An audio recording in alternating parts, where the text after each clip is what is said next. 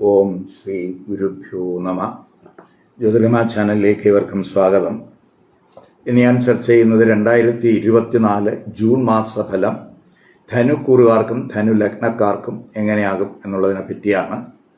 അതായത് മൂലം, പൂരാടം, ഉത്രാടം നക്ഷത്രത്തിൻ്റെ ആദ്യ പാദത്തിൽ പെടുന്നവർക്കും ധനുലഗ്നക്കാർക്കും ജൂൺ മാസഫലം എങ്ങനെയാകും. അപ്പോൾ ആദ്യം നമുക്ക് ഈ ധനുക്കുറുകാരുടെയും ധനുലഗ്നക്കാരുടെയും ജൂൺ മാസത്തിലെ ഗ്രഹസ്ഥിതി എങ്ങനെയെന്ന് നോക്കാം. ഇപ്പോൾ ജന്മരാശ്യാധിപനും ലഗ്നരാശ്യാധിപനുമായിട്ടുള്ള ഗുരു, ആ ഗുരു 6-ലാണ് സ്ഥിതി ചെയ്യുന്നത്. സൂര്യനാണെങ്കിൽ ജൂൺ 14 രാത്രി വരെ 6-ലായിരിക്കും. അതിനുശേഷം ആ സൂര്യൻ 7-ലേക്ക് രാശി മാറും. കുജനാണെങ്കിൽ 5-ാം ഭാവാധിപനാണ്, 5-ല് സ്ഥിതി ചെയ്യുന്നു. ബുധനാണെങ്കിൽ ജൂൺ 14 വൈകുന്നേരം വരെ 6-ലും അതിനുശേഷം 7-ാം ഭാവത്തിലേക്ക് രാശി മാറുന്നു. ശുക്രൻ ജൂൺ 12 വൈകുന്നേരം വരെ 6-ലായിരിക്കും.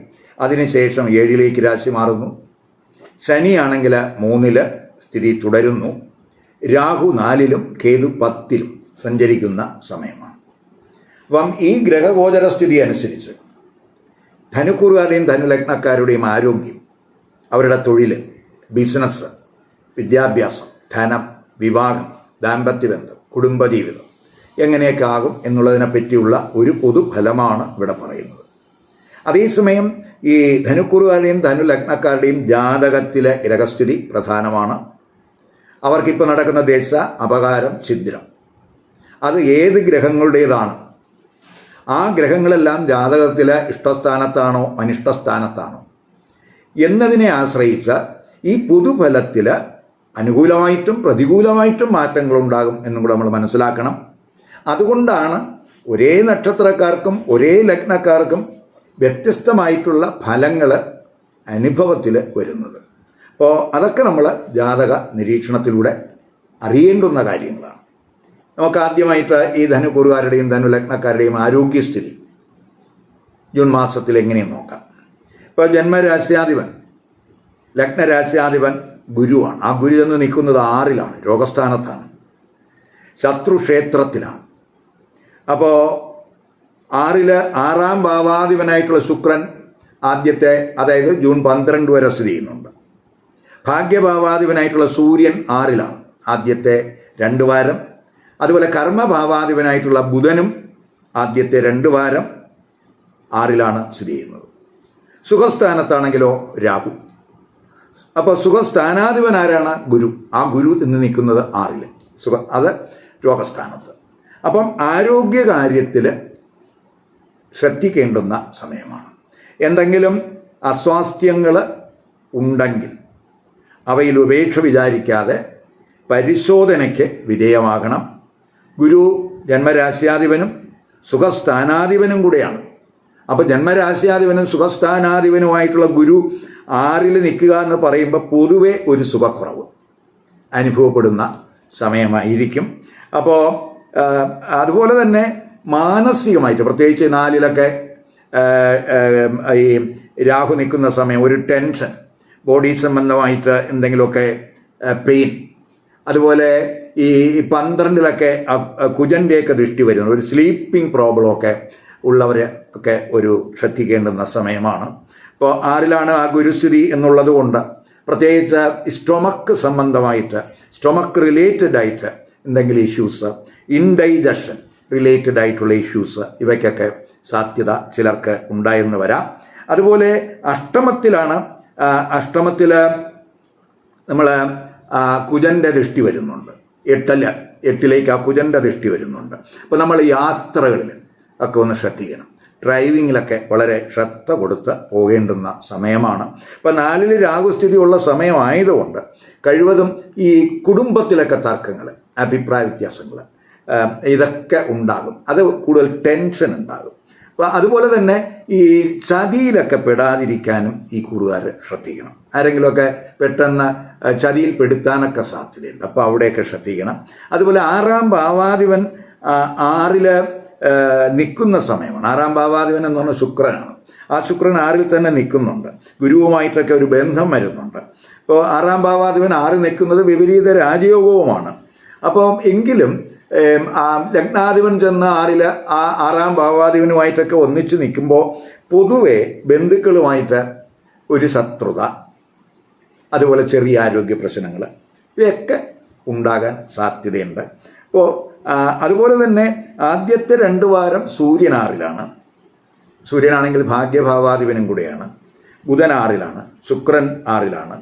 അപ്പോൾ ചിലർക്ക് ഈ നാഡീ സംബന്ധമായിട്ട് എന്തെങ്കിലുമൊക്കെ ചില പ്രശ്നങ്ങൾ, അലർജി ഈ സംബന്ധമായിട്ടുള്ള എന്തെങ്കിലും ഇഷ്യൂസിനൊക്കെ സാധ്യതയുണ്ട്. അതുപോലെ ഈ മാതാവിൻ്റെ ആരോഗ്യകാര്യത്തിലൊക്കെ ഒന്ന് ശ്രദ്ധിക്കണം. ആദ്യത്തെ 2 വാരം കഴിയുമ്പോൾ പൊതുവെ ആരോഗ്യ പ്രശ്നങ്ങൾക്ക് ഒരു റിലീഫ് ഉണ്ടാകും. കാരണം 6-ാം ഭാവാധിപൻ അവിടെ നിന്ന് മാറുന്നു. അതുപോലെ തന്നെ ഭാഗ്യഭാവാധിപനും 7-ലേക്ക് മാറുന്നു. ബുധനും 7-ലേക്ക് മാറുന്നു. അപ്പോൾ ആദ്യത്തെ 2 വാരമാണ് ഈ 6-ലെ ഗ്രഹങ്ങളുടെ സ്ഥിതി വരുന്നത്. അത് കഴിയുമ്പോൾ 7-ലേക്ക് മാറുന്നു. അത് ഗുണാനുഭവം ഉണ്ടാക്കും. ഇനി നമുക്ക് തൊഴിൽ സ്ഥിതി. അപ്പോൾ തൊഴിൽ സ്ഥിതി ചിന്തിക്കുമ്പോൾ കർമ്മഭാവാധിപൻ ബുധനാണ്. ആ ബുധൻ ആദ്യത്തെ 2 വാരം 6-ലാണ്. 6 എന്ന് പറയുന്നത് വർക്ക് പ്ലേസാണ്. അപ്പോൾ അതിനുശേഷം ആ ബുധൻ 7-ലേക്ക് രാശി മാറുന്നുണ്ട്. അത് ജന്മരാശിയിലേക്ക് ആ കർമ്മഭാവാധിപൻ ദൃഷ്ടി കൂടെ ചെയ്യുന്നുണ്ട്. അപ്പം ഈ കർമ്മഭാവാധിപൻ ജൂൺ 14 കഴിയുമ്പം തന്നെ നേരെ 7-ലേക്ക് മാറുന്നു. 7 എന്ന് പറയുന്നത് ബുധൻ്റെ സ്വക്ഷേത്രവും കൂടെയാണ്. അപ്പോൾ 10-ൽ കേതു ഉണ്ട്. ഇപ്പോൾ 10-ൽ കേതു സ്ഥിതി ചെയ്യുന്നുണ്ട്. ആ 10-ൽ ജന്മരാശ്യാധിപനായിട്ടുള്ള ഗുരു ആ വർക്ക് പ്ലേസിൽ നിന്നുകൊണ്ട് 10-ലേക്ക് ദൃഷ്ടി ചെയ്യുന്നുണ്ട്. അപ്പോൾ രവിയും ബുധനും ശുക്രനും ഒക്കെ 6-ൽ. അപ്പോൾ ചിലർക്ക് തൊഴിലിൽ ആദ്യത്തെ 2 വാരം ചെറിയ ചലഞ്ചസ് ചിലപ്പോൾ നേരിട്ടു എന്ന് വരാം. അതുപോലെ തന്നെ ഭാഗ്യഭാവാധിപനാണ് സൂര്യൻ. ആ സൂര്യൻ ആദ്യത്തെ 2 വാരം ഒരു ഭാഗ്യഭാവാധിപൻ അനിഷ്ടസ്ഥാനത്ത് 6-ൽ വരുന്നു. അപ്പോൾ ചെറിയ ഭാഗ്യ തടസ്സങ്ങൾ ചിലപ്പോൾ തൊഴിലിടത്ത് മേലധികാരികളുമായിട്ടോ അല്ലെങ്കിൽ കൂടെ വർക്ക് ചെയ്യുന്നവരുമായിട്ടോ ഒക്കെ ചെറിയ അഭിപ്രായ വ്യത്യാസങ്ങളൊക്കെ ചിലപ്പോൾ ഉണ്ടാകാം. അത് ചിലപ്പോൾ നമുക്ക് നമ്മുടെ കർമ്മഫലം കിട്ടുന്നതിൽ ഒരു കാലതാമസം ഉണ്ടാക്കി എന്നും കൂടെ വരാം. 6-ൽ ശുഭഗ്രഹങ്ങളുടെ സാന്നിധ്യം ഉള്ളത് പൊതുവെ പ്രശ്നങ്ങൾ പരിഹരിക്കും. കാരണം 6-ൽ 6-ാം ഭാവാധിപനായ ശുക്രനുണ്ട്, ബുധനുണ്ട്, എല്ലാം ശുഭഗ്രഹങ്ങളാണ്. ഗുരുവും 6-ൽ നിൽക്കുകയാണ്. ഈ ശുഭഗ്രഹങ്ങളൊക്കെ 6-ൽ ഉള്ളതുകൊണ്ട് ഇപ്പോൾ തൊഴിലിടത്ത് എന്തെങ്കിലുമൊക്കെ പ്രയാസങ്ങളോ പ്രശ്നങ്ങളോ ഒക്കെ വന്നാലും അതൊക്കെ പെട്ടെന്ന് പരിഹരിക്കും എന്നും കൂടെ മനസ്സിലാക്കുക. അതുപോലെ തന്നെ നമ്മൾ ഈ വിദേശത്തൊക്കെ ഇപ്പോൾ ഇൻ്റർവ്യൂ ഒക്കെ പങ്കെടുക്കുന്നവർ, ഇപ്പോൾ 6 നിൽക്കുന്ന ഗുരുവൊക്കെ ആ 10-ൽ ദൃഷ്ടി ചെയ്യുകയാണ്. അപ്പോൾ വിദേശത്ത് തൊഴിൽ അന്വേഷിക്കുന്നവർക്ക് എന്തെങ്കിലും ഇൻ്റർവ്യൂയോ ടെസ്റ്റോ ഒക്കെ ഇവിടെ നടക്കുകയാണെങ്കിൽ തീർച്ചയായിട്ടും അതിന് അനുകൂല സമയമായിട്ട് കാണുന്നുണ്ട്. ഇപ്പോൾ ജൂൺ 14 മുതൽ കർമ്മഭാവാധിപനായിട്ടുള്ള ബുധൻ സ്വക്ഷേത്രത്തിൽ 7-ലേക്ക് വരുന്നുണ്ട്. ഭാഗ്യഭാവാധിപനും 7-ലേക്ക് വരുന്നുണ്ട്. ശുക്രനും 11-ാം ഭാവാധിപനായിട്ടുള്ള ശുക്രനും 7-ലേക്ക് വരുന്നുണ്ട്. 10-ലേക്ക് നിൽക്കുന്ന കേതുവിനെ ഗുരു നോക്കുന്നുണ്ട്. അപ്പോൾ നമുക്ക് പ്രത്യേകിച്ച് 10-ലൊക്കെ കേതു നിൽക്കുമ്പോൾ നമുക്ക് അനുയോജ്യമായ തൊഴിൽ എന്താണ് അത് കണ്ടെത്തുന്നതിനുള്ള ഒരു ശ്രമം, ഒരു സെർച്ച് ഒക്കെ ഉണ്ടാകാൻ സാധ്യതയുണ്ട്. ഗുരുവും 10-ൽ ദൃഷ്ടി ചെയ്യുന്നുണ്ട്. അപ്പോൾ നമുക്ക് ഗുരുവിൻ്റെയൊക്കെ 10-ലെ ദൃഷ്ടി എന്നൊക്കെ പറയുമ്പോൾ പുതിയ തൊഴിലവസരങ്ങൾ ഉണ്ടാകുന്നതിനും ഇപ്പോൾ സർവീസിലൊക്കെ ഉള്ളവർക്ക് അവസാനത്തെ 2 വാരമൊക്കെ ആകുമ്പോൾ പൊതുവെ കൂടുതൽ അനുകൂല സമയമായിട്ട് കാണുന്നുണ്ട്. കാരണം ഭാഗ്യഭാവാധിപൻ 7-ൽ വരുന്നു, കർമ്മഭാവാധിപൻ എല്ലാം കേന്ദ്രസ്ഥാനത്താണ് വരുന്നത്. അപ്പോൾ അത് ഗുണം ചെയ്യും. അതുപോലെ 3-ലെ ശനി, അതും നല്ലതാണ്. അതുപോലെ 5-ൽ കുജൻ. അപ്പോൾ പ്രത്യേകിച്ച് പൊതുവെ അനുകൂല സമയമാണ്. ഗുരുവിൻ്റെയൊക്കെ ഈ ശനിയുടെയൊക്കെ 3-ലെ സ്ഥിതി നല്ലതാണ്. 5-ാം ഭാവാധിപൻ 5-ൽ നിൽക്കുന്നതൊക്കെ നല്ലതാണ്. നല്ല ടാലൻറ്റ് അതുപോലെയുള്ള കാര്യങ്ങളൊക്കെ അത് മെച്ചപ്പെടും. അതുപോലെ തൊഴിലിലൊക്കെ ഈ 3-ൽ ശനി നിൽക്കുന്നത്, പ്രത്യേകിച്ച് 3-ാം ഭാവാധിപൻ തന്നെ 3-ൽ നിൽക്കുക എന്ന് പറയുമ്പോൾ തൊഴിലിൽ കൂടുതൽ ആക്റ്റീവാകും, ആത്മവിശ്വാസമൊക്കെ കൂടും. ഏത് ടഫ് സിറ്റുവേഷനെയും നമുക്ക് ഫേസ് ചെയ്യാൻ കഴിയുമെന്നുള്ള ഒരു ശുഭാപ്തി വിശ്വാസമൊക്കെ ആ ശനിയുടെ 3-ലെ സ്ഥിതി കൊണ്ട് ഉണ്ടാകും. ഇപ്പോൾ തൊഴിലിനുള്ള ടെസ്റ്റ്, ഇൻ്റർവ്യൂ ഇവകളിലൊക്കെ തന്നെ നല്ല ഒരു പെർഫോമൻസ് ഒക്കെ കാഴ്ചവെക്കാനൊക്കെ ഈ കൂറുകാർക്ക് കഴിയും. അപ്പോൾ അതുപോലെ തന്നെ തൊഴിൽ കണ്ടെത്തുന്നതിനുള്ള ഊർജ്ജസ്വലതയും കൂടാൻ സാധ്യതയുള്ള സമയമാണ്. അതുപോലെ നമ്മൾ ഈ പ്രൊഫഷണൽസിനൊക്കെ തന്നെ പ്രത്യേകിച്ച് ഒരു മുന്നേറ്റമൊക്കെ അവരുടെ പ്രൊഫഷണൽ തലത്തിൽ പ്രതീക്ഷിക്കാം. ഇപ്പോൾ വിദഗ്ധരുമായിട്ടുള്ള അവരുടെ വിദഗ്ധരുമായിട്ടുള്ള ഇൻ്ററാക്ഷൻസ്. അപ്പോൾ അങ്ങനെയുള്ള ഇൻ്ററാക്ഷൻസ് വഴിയൊക്കെ പുതിയ അറിവ് അവരിൽ നിന്ന് നേടുകയും അതൊക്കെ തന്നെ ഭാവിയിൽ അവരുമായിട്ടുള്ള സമ്പർക്കമൊക്കെ വളരെ ഗുണം ഉണ്ടാകുന്നതിനും സാധ്യത കാണിക്കുന്നുണ്ട്. അവസാനത്തെ 2 വാരമൊക്കെ ആകുമ്പോൾ 9, 10 ഭാവാധിപൻ. 9 എന്ന് പറയുന്നത് സൂര്യൻ, 10 എന്ന് പറയുന്നത് ബുധൻ. അതായത് ധർമ്മ കർമ്മ ബന്ധം. ആ 2 ഗ്രഹങ്ങളും കേന്ദ്രസ്ഥാനത്ത് വരുന്നുണ്ട്. ആ ഒരു ധർമ്മകർമ്മ ബന്ധം അവിടെ വരുന്നുണ്ട്. അവ ജന്മരാശിയിലേക്ക് ദൃഷ്ടി ചെയ്യുന്നുണ്ട്. അപ്പോൾ പൊതുവെ നമുക്ക് ഉയർന്ന തൊഴിൽ അന്വേഷിക്കുന്നവരെ സംബന്ധിച്ചിടത്തോളം കൂടുതൽ അനുകൂലമായിട്ടുള്ള ഒരു സാധ്യത കാണുന്നുണ്ട് അവസാനത്തെ 2 വാരം. അപ്പോൾ തൊഴിൽ ചെയ്യുന്നവർക്കും അനുകൂല സമയമാണ്. തൊഴിലിലൊക്കെ ഒരു സ്ഥാനക്കയറ്റം അല്ലെങ്കിൽ നമ്മൾ ആഗ്രഹിക്കുന്ന രീതിയിലുള്ള ഒരു മുന്നേറ്റമൊക്കെ അവസാനത്തെ 2 വാരം ഉണ്ടാകാൻ സാധ്യതയുണ്ട്. ഇപ്പോൾ വിദേശത്ത് തൊഴിൽ അന്വേഷിക്കുന്നവർക്കും അനുകൂല സമയമായിട്ട് കാണുന്നുണ്ട്. പ്രത്യേകിച്ച് ഈ 12ലേക്ക് ഗുരുവിൻ്റെ ദൃഷ്ടിയുണ്ട്. ആദ്യത്തെ 2 വാരമൊക്കെ ശുക്രൻ്റെയും ബുധൻ്റെയും ഒക്കെ ദൃഷ്ടി ആ 12ൽ വരുന്നുണ്ട്. അപ്പോൾ പൊതുവെ അത് ഗുണം ചെയ്യും. ഇനി നമുക്ക് ബിസിനസ്സുകാർക്ക്, ഇപ്പോൾ ബിസിനസ്സുകാരെ സംബന്ധിച്ചിടത്തോളം ആദ്യത്തെ 2 വാരം ബിസിനസ്സിൽ അല്പം മെല്ലപ്പോക്കിനാണ് സാധ്യത കാണുന്നത്. കാരണം ബിസിനസ് കാരകനും 7ാം ഭാവാധിപനുമായിട്ടുള്ള ബുധൻ, ആ ബുധൻ നിൽക്കുന്നത് 6ലാണ് ആദ്യത്തെ 2 വാരം. അതുപോലെ ബിസിനസ്സിൻ്റെ ഭാവകാരകനായിട്ടുള്ള 11ാം നേട്ടത്തിൻ്റെ ഭാവാധിപനായിട്ടുള്ള ശുക്രൻ, ആ ശുക്രനും ആദ്യത്തെ 2 വാരം പ്രത്യേകിച്ച് 6ലാണ് നിൽക്കുന്നത്. ഭാഗ്യഭാവാധിപനായിട്ടുള്ള സൂര്യനും 6ലാണ് നിൽക്കുന്നത് ആദ്യത്തെ 2 വാരം. അപ്പോൾ അതൊക്കെ ഈ ആദ്യത്തെ 2 വാരം ഒരു മാന്ദ്യം അല്ലെങ്കിൽ നമ്മൾ പ്രതീക്ഷിക്കുന്ന രീതിയിലുള്ളൊരു മുന്നേറ്റം ബിസിനസ്സിൽ ഉണ്ടാകണമെന്നില്ല. അതേസമയം അവസാനത്തെ 2 വാരം ആകുമ്പോൾ ബുധൻ ആ 7ാം ഭാവാധിപന് 7 തന്നെ വരുന്നു. 11ാം ഭാവാധിപനായ ശുക്രൻ 7 വരുന്നു. ഭാഗ്യഭാവാധിപനായിട്ടുള്ള സൂര്യനും ആ 7 വരുന്നു. അപ്പോൾ അവയൊക്കെ തന്നെ ജന്മരാശിയിലേക്ക് ദൃഷ്ടി ചെയ്യുന്നുണ്ട്. അപ്പം ബിസിനസ്സിൽ സഡൻ ആയിട്ടുള്ള ഒരു ഗ്രോത്ത് നമുക്ക് ഉണ്ടാകാൻ സാധ്യതയുണ്ട്. ലാഭവർദ്ധനവൊക്കെ ഉണ്ടാകും. അതുപോലെ ദൈനംദിന വരുമാനത്തിലൊക്കെ വർധനവിലൊക്കെ സാധ്യത അവസാനത്തെ 2 വാരം ഉണ്ട്. അതുപോലെ ബിസിനസ് നവീകരിക്കുന്നതിനും അതുപോലെ പുത്തൻ കരാറുകളിലൊക്കെ ഏർപ്പെടുന്നതിനുമൊക്കെ അവസാനത്തെ 2 വാരത്തിന് സാധ്യത കാണുന്നുണ്ട്. അതുപോലെ തൊഴിലിനും ബിസിനസ്സിനും പൊതുവെ അവസാനത്തെ 2 വാരം ഈ ധനുക്കൂറുകാർക്കും ധനുലഗ്നക്കാർക്കും അനുകൂല സ്ഥിതിയാണ് കാണുന്നത്. ഇപ്പോൾ ഗുരു, രവി, ശുക്രൻ, ബുധൻ ഇവയൊക്കെ 12ൽ ഒക്കെ ദൃഷ്ടി ചെയ്യുന്നത് പ്രത്യേകിച്ച് വിദേശ ബന്ധം വഴിയൊക്കെ സഡൻ നേട്ടങ്ങൾക്ക് സാധ്യതയുണ്ട്. ഇതാണ് പൊതുവെ ബിസിനസ്സുകാരെ പറ്റി പറയാനുള്ളത്. ഇനി നമുക്ക് വിദ്യാർത്ഥികൾക്ക്, ഇപ്പോൾ വിദ്യാർത്ഥികളെ സംബന്ധിച്ചിടത്തോളം 5ലെ കുജൻ സ്വക്ഷേത്രത്തിൽ ബലവാനാണ്. രാജയോഗത്തിലാണ് ആ കുജൻ നിൽക്കുന്നത്. ബുദ്ധിശക്തിയൊക്കെ കൂടും, മെമ്മറി പവറൊക്കെ കൂടും, പഠനത്തിൽ കൂടുതൽ ആക്റ്റീവാകും, ഫൈറ്റിംഗ് സ്പിരിറ്റോടുകൂടി പഠനത്തിൽ കോൺസെൻട്രേഷൻ ഉണ്ടാകും. പ്രത്യേകിച്ച് ഗ്രൂപ്പ് പഠനങ്ങളൊക്കെ വളരെ ഗുണം ചെയ്യുന്ന സമയമാണ്.